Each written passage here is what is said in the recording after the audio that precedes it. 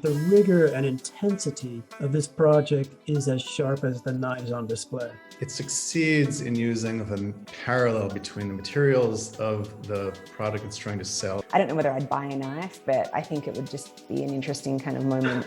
From a retail perspective, it looks really interesting from a flow standpoint in terms of, it looks nice and spacious. It looks like you've got different zones mapped within the store for different activities.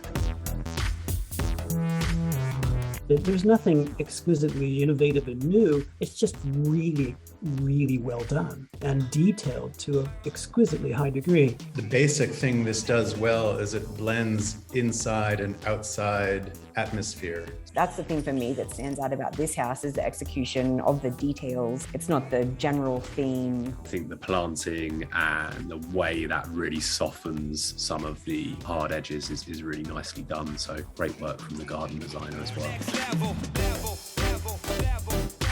It has almost a more kind of spa-like aspect to it. There's so many really thoughtful elements to this project. I think it's really well executed.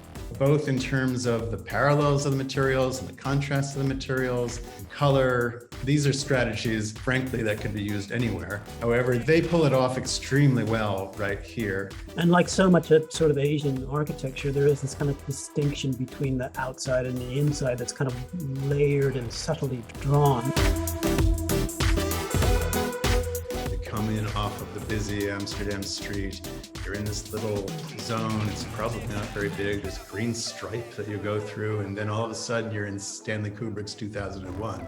I think that there was a really beautiful approach, the way that they've used color blocking. I think materiality and the colors that they choose are really, really well done, because you've still got that clinical aspect to it, but it's not as harsh. If I were going to make any recommendation to this architect, I'd say go more verdant green, go more casual in that waiting area, let people really let down and make them feel at home.